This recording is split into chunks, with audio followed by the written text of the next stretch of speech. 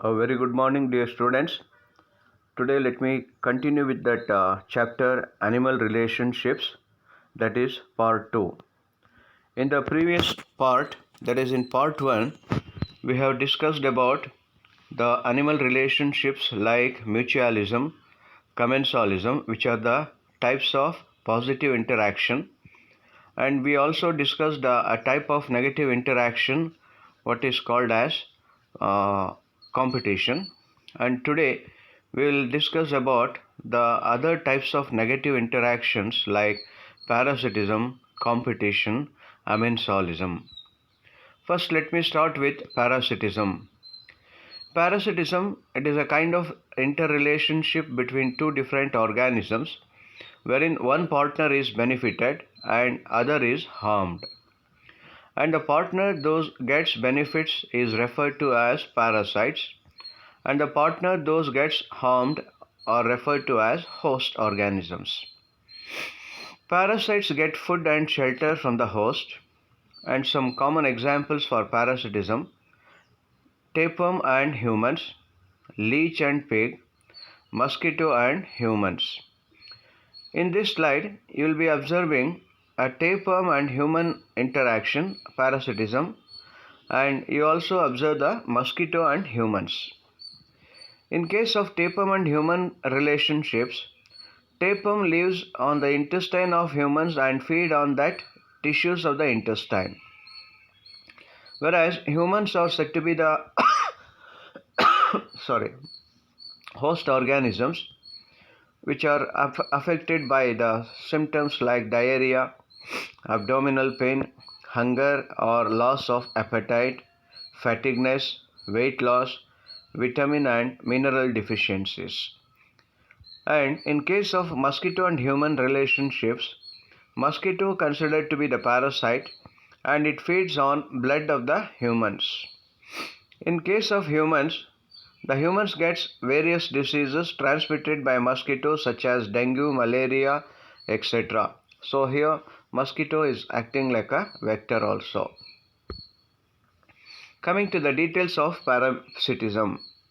It is a food relationship between organisms of two different species in which the smaller organisms lives on or within the larger one and obtains nutrition.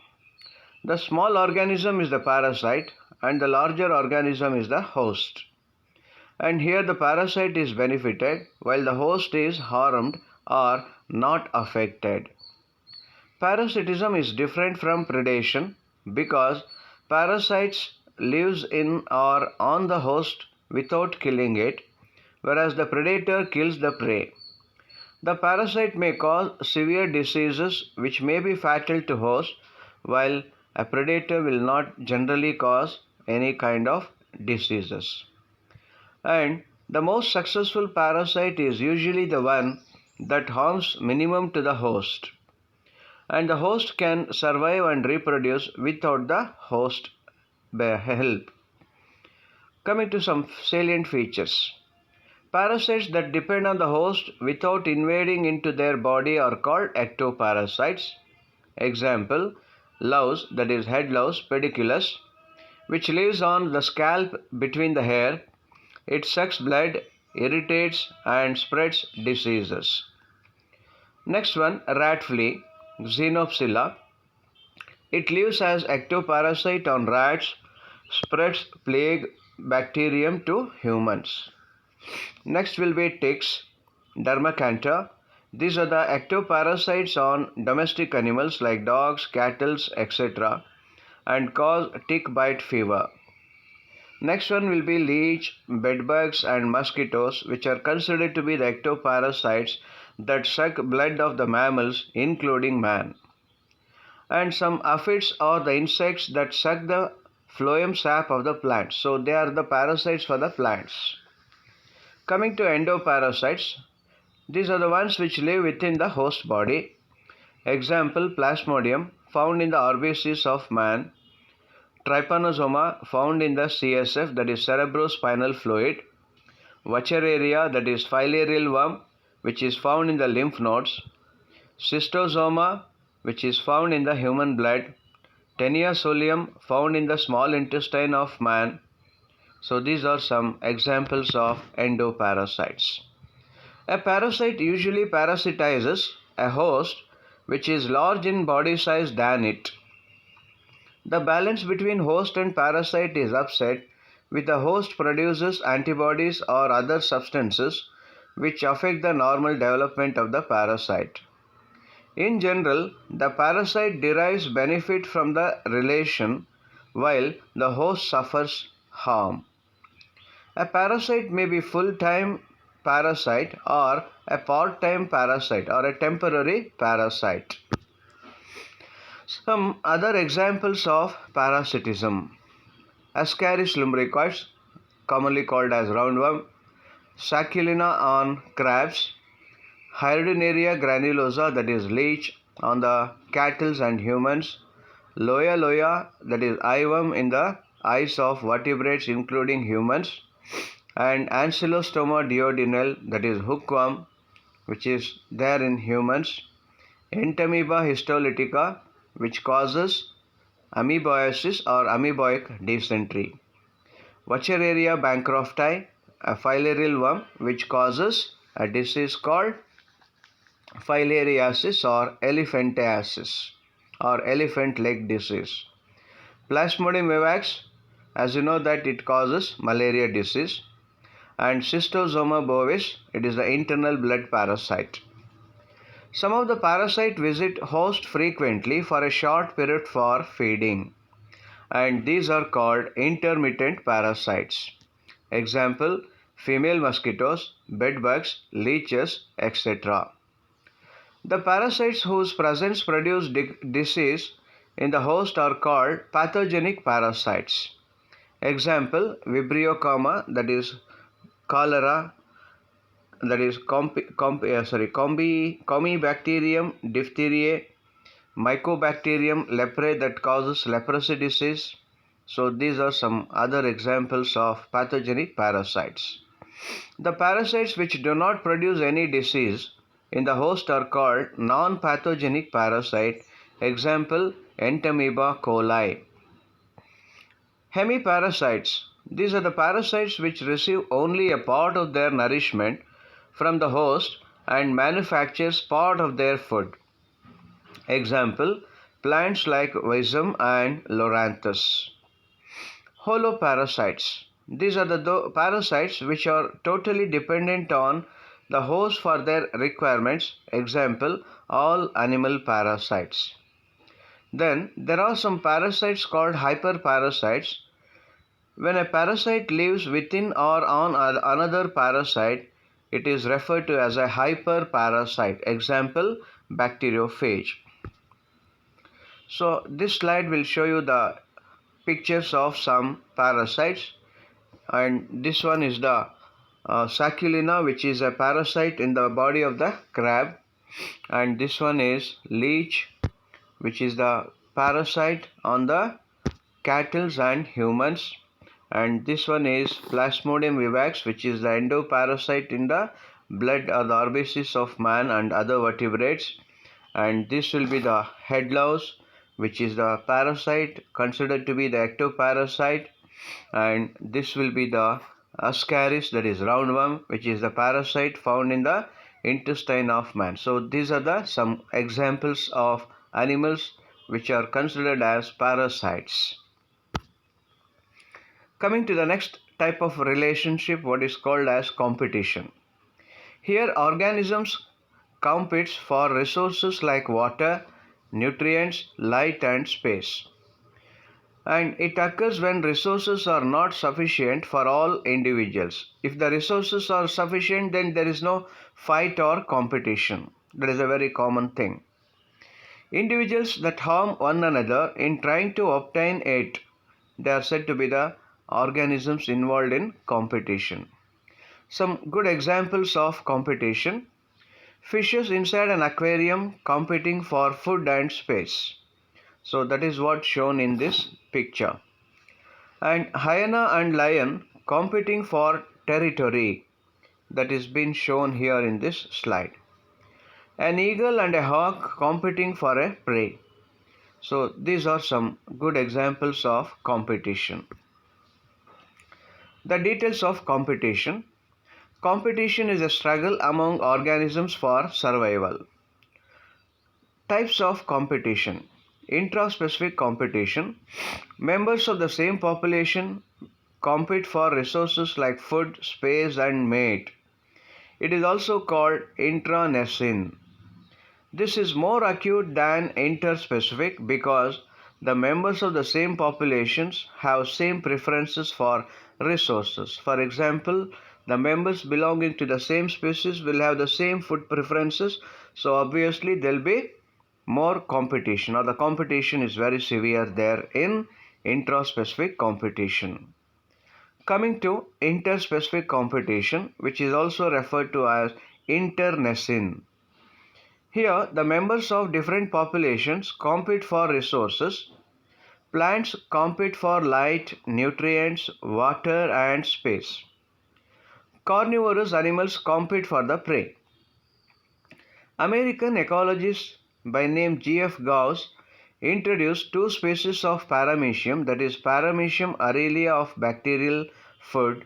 Here, Paramecium caudatum died.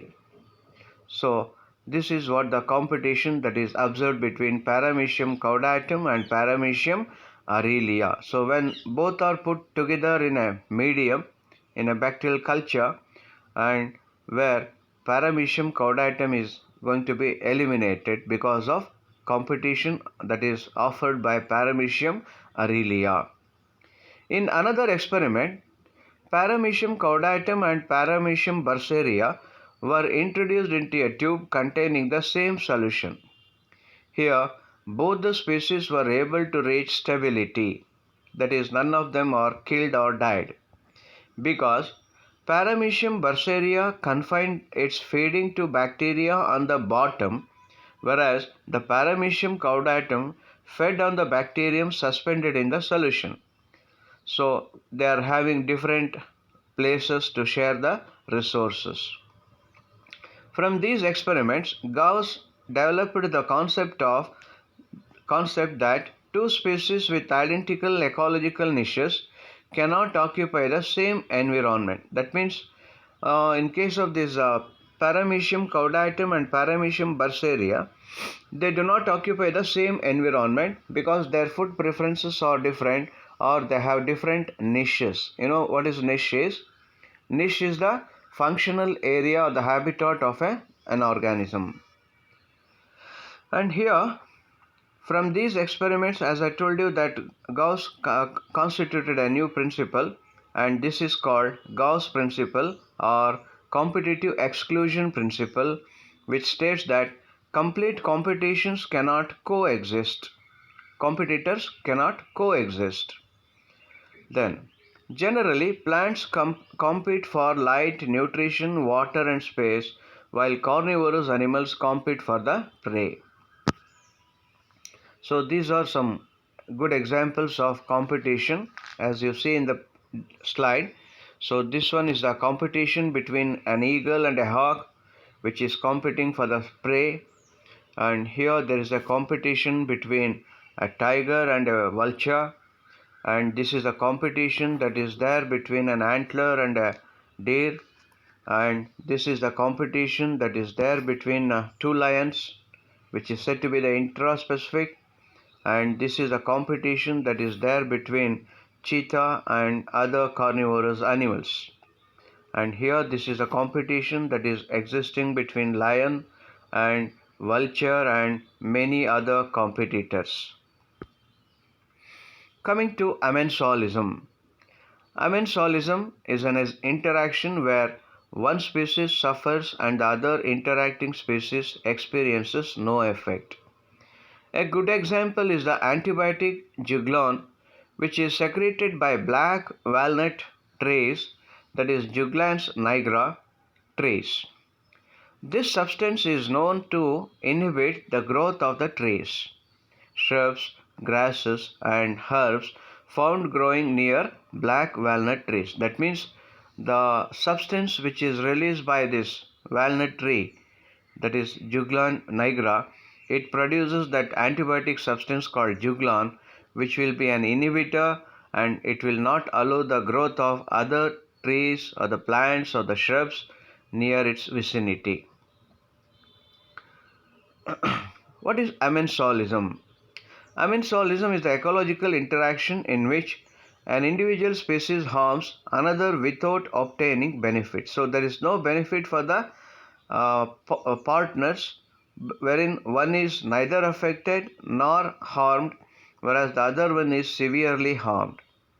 This type of symbiotic relationship is common but not considered as an important process structuring communities because they are accidental. So it is not a natural type of competition or a real type of competition or the relationship, but it is said to be accidental. And it do not benefit the species doing the harm also. So it is a zero negative relationship. That is, one organism is neither benefited nor harmed, and the other one is severely affected. So these are some examples of amensolism. In the first picture, elephants stepping on ants or leveling brush does not benefit the elephant but causes harm to the ants. There is one more example here. Algal blooms can lead to the death of many species of fishes and other aquatic animals. However, the algae do not benefit from the deaths of these individuals. Some other examples of amensolism. One of the best examples of amensolism is the one established between humans and other species under extinction due to human actions like habitat devastation by fires, ecological accidents, pollution of water, etc. So that is what being shown here. So humans are neither benefited nor affected, whereas these aquatic animals are severely affected and they are being killed because of this competition or this relationship. One way scientists have used the amensolism to help humans can be found in the relationship of the bread mold Penicillium with bacteria. Penicillium releases a chemical called penicillin, which kills bacteria without benefiting the bread mold. Luckily, we use this secretion as medicine. Coming to conclusion, in general, animal interactions play a vital role in the ecological balance. Animal interactions are part of the food chain and food web. The energy flow in an ecosystem occurs through animal relationships only. Thus, different types of animal interactions play their magnificent role in an ecosystem. So with this, I have completed this chapter, Animal Relationship. Thank you.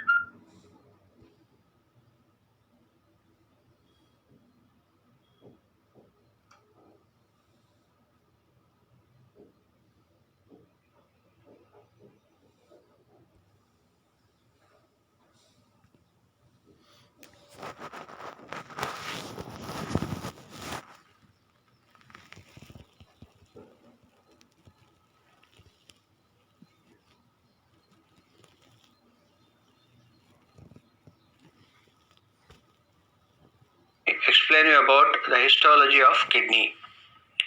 As you observe in this first slide,